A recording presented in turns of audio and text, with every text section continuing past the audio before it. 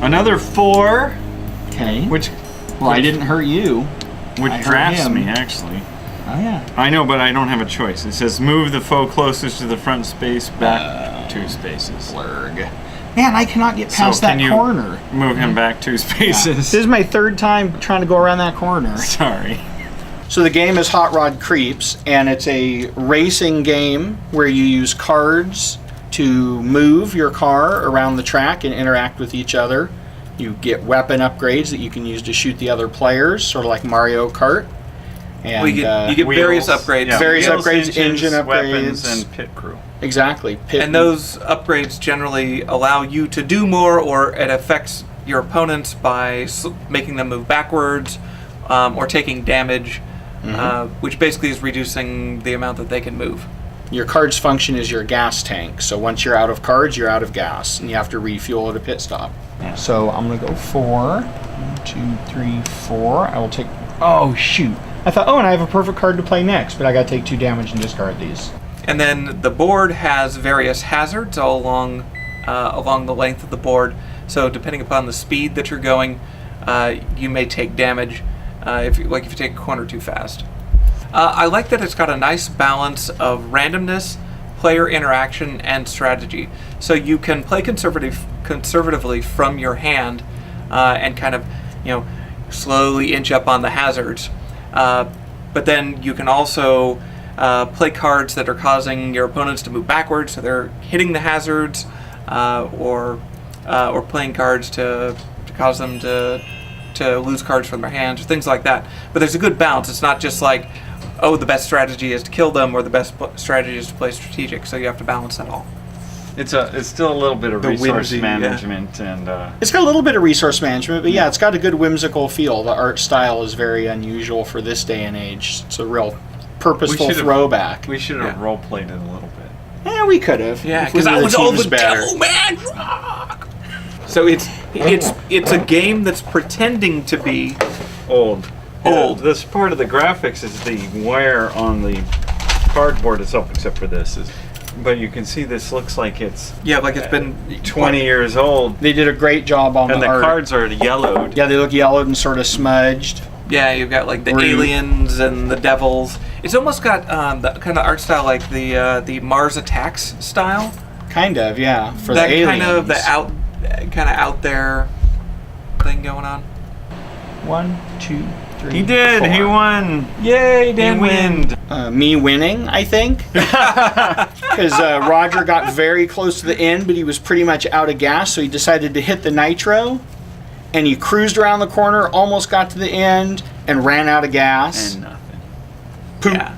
And then I hit the nitro and flew around the corner, but didn't run out of gas, so I was able to pull it out the next turn. Because it's when you pass over the hazard that you either take damage or lose cards or lose an upgrade. And there were a couple of times where people would just get over the hazard, then somebody would play a card and oh no, you're back over the hazard, and then they just get over the hazard and somebody else, oh no, you're back over again. that hazard. Yeah. So there's a good interaction with the screw your neighbor sort of aspect, but it wasn't nothing but that. No. Right. There were plenty of turns where you weren't messing with the other players, you're just trying to get ahead. Yeah. So it's only kind of cutthroat. Yeah. Well, but I think that we also, from the first time we learned, we made the track just kind of willy-nilly, like not knowing what the effects of the hazards were going to be. And so it turned out that we could hardly go anywhere without just rows of hazards.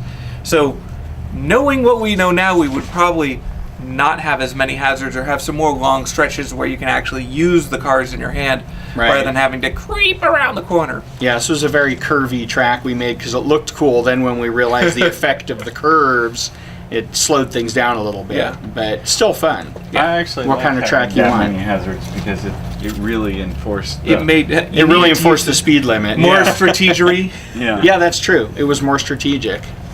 There really isn't anything like it. Yeah, I don't think there's other racing games, but I've never been a huge fan of racing games. There's a really. cheap-ass game.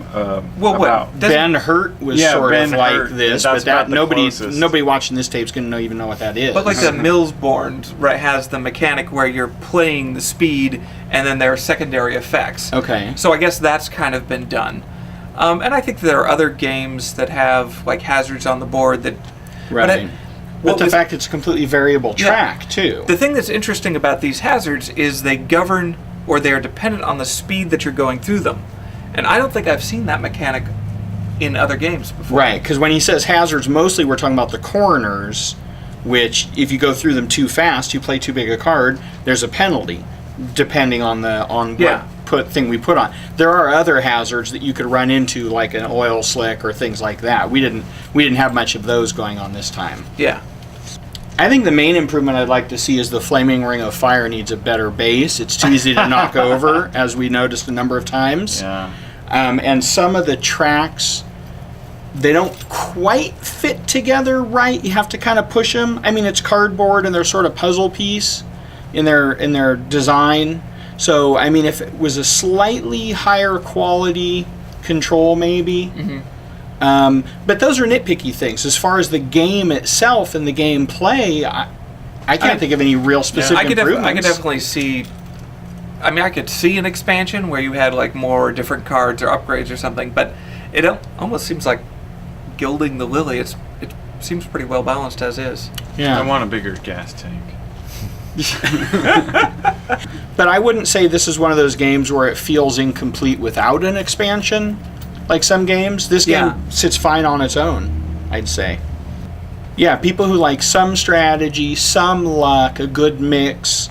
You know, there's good interaction, but it's not all interaction. So, Well, and there's no game dice. fans. Yeah, no dice rolling. That's true. Right? Yeah, a lot of dice people don't rolling. like the dice rolling. Yeah, there's none of that. Oh yeah. Oh, yeah, we're it's a lot of definitely- fun. I Yeah. think we might go play right now, depending Yeah. on the time. But yeah, definitely.